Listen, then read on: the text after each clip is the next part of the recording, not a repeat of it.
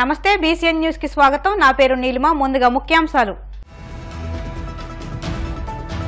విజయవాడ ఇంద్రకీలాద్రిపై వైభవంగా ఆషాఢ మాసోత్సవాలు తొలిసారిను అమ్మకు సమర్పించిన భక్తులు।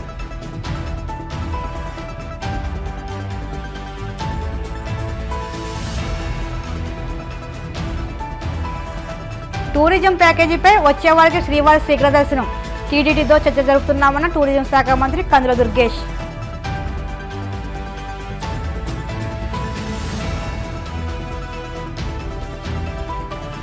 ఎమ్మెల్సీలుగా సి రామచంద్రయ్య, హరిప్రసాదులు ఏకగ్రీవ ఎన్నిక ప్రకటించిన ఎన్నికల రిటర్నింగ్ అధికారి విజయరాజు।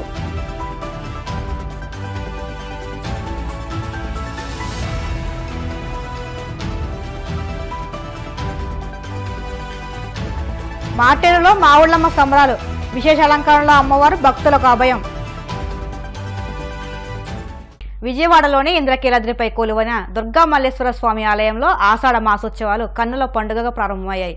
ఆషాఢ మాసం మొదటి రోజు దేవస్థానం వైదిక కమిటీ, దేవస్థానం సిబ్బంది ఆషాఢ మాసం తొలిసారిను అమ్మకు సమర్పించారు।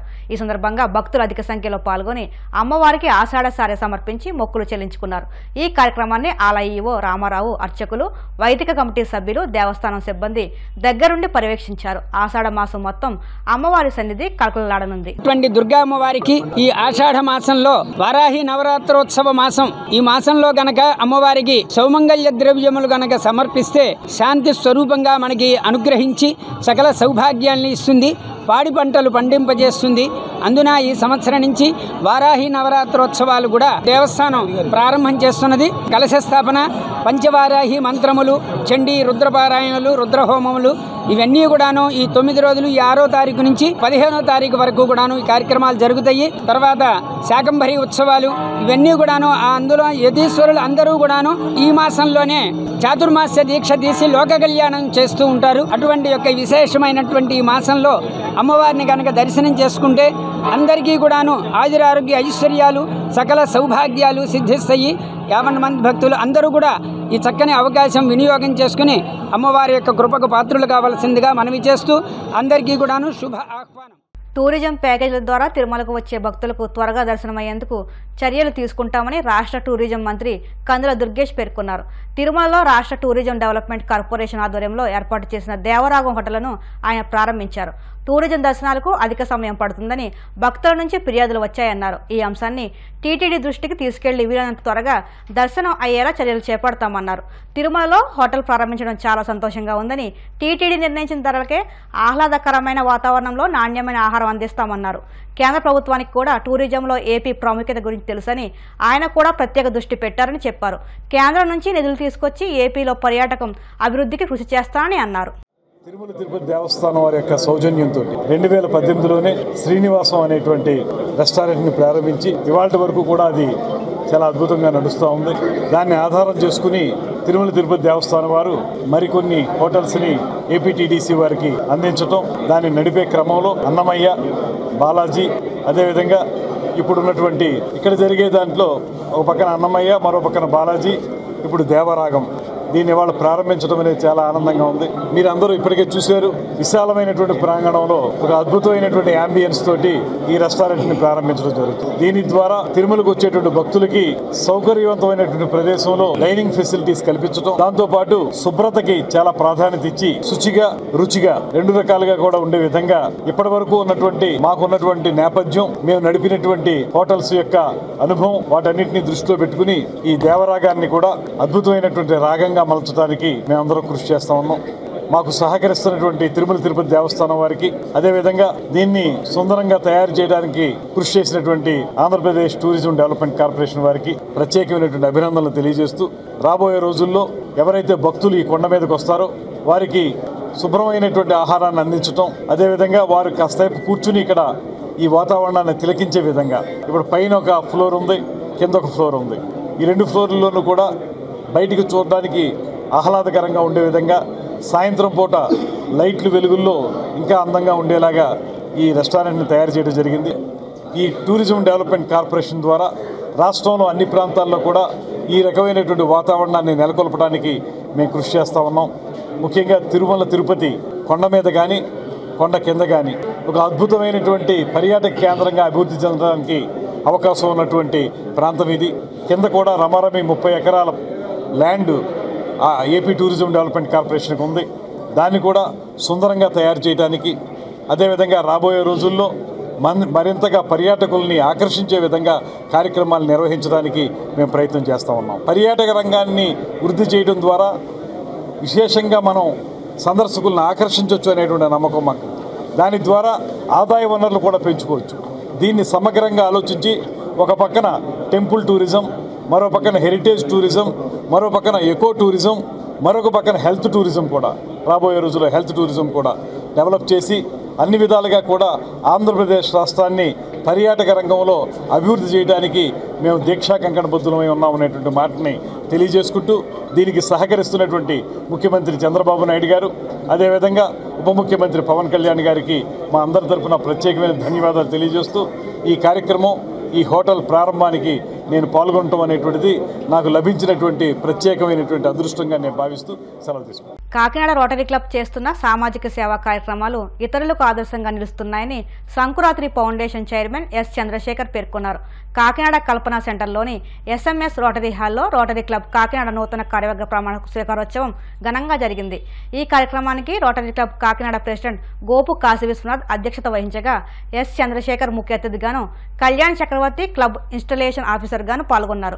ఈ కార్యక్రమంలో భాగంగా రోటరీ క్లబ్ కాకినాడ ప్రెసిడెంట్గా పోలిశెట్టి ఈశ్వరరావు, సెక్రటరీగా తడాల బుజ్జి, ఇతర కార్యవర్గ సభ్యులతో ఇన్స్టలేషన్ ఆఫీసర్ డాక్టర్ కళ్యాణ్ చక్రవర్తి ప్రమాణ స్వీకారం చేయించారు. 80వ అధ్యక్షుడిగా మీ అందరి సహకారంతో, మీ అందరి ఆమోదంతో నేను అధ్యక్షునిగా బాధ్యతలు స్వీకరించడానికి చాలా గర్వపడుతున్నాను.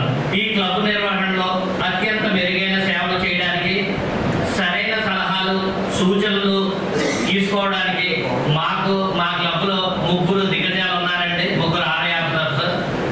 తరచూ మేము వాళ్ళ నుంచి సలహాలు సూచనలు తీసుకుని ముందుకెళ్తుంటాము.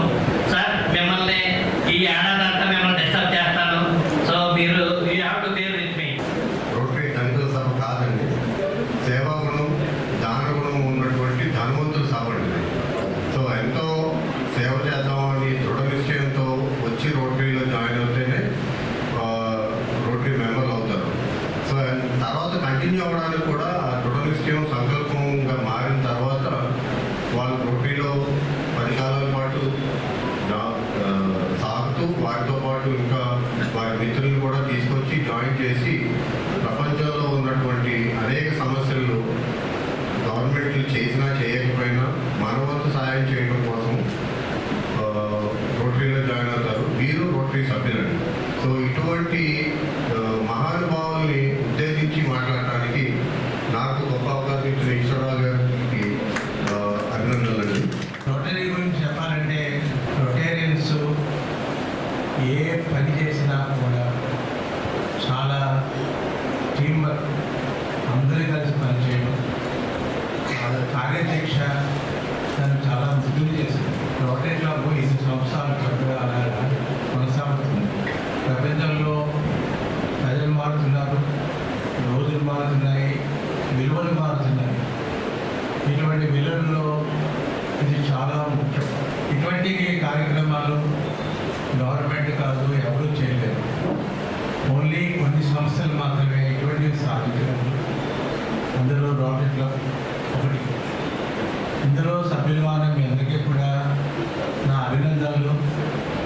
ఇవి దయాగుణం, సేవాగుణం, ఇలాగే కాకాలు మధ్యగాలని మీ మూలంగా రోటరీ క్లబ్ మంచి పేరు ప్రఖ్యాతి తెచ్చుకుని, ముఖ్యంగా కాకినాడ క్లబ్లు అలా సరకాలం ఉండాలని మనసారా నేను కోరుకుంటున్నాను.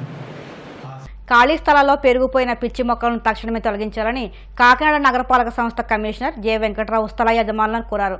స్థలాలను శుభ్రం చేయకపోతే జరిమానా తప్పదని హెచ్చరించారు. శుక్రవారం ఆయన కాకినాడ గుడారిగుంట, డీమార్ట్, జయేంద్ర నగర్, లక్ష్మీ హాస్పిటల్ ప్రాంతాల్లో డిసిల్టేషన్ పనులను తనిఖీ చేశారు. ఈ సందర్భంగా ఆయన మాట్లాడుతూ పూడికతీత పనులు మరో 4 రోజుల పాటు కొనసాగిస్తామని స్పష్టం చేశారు.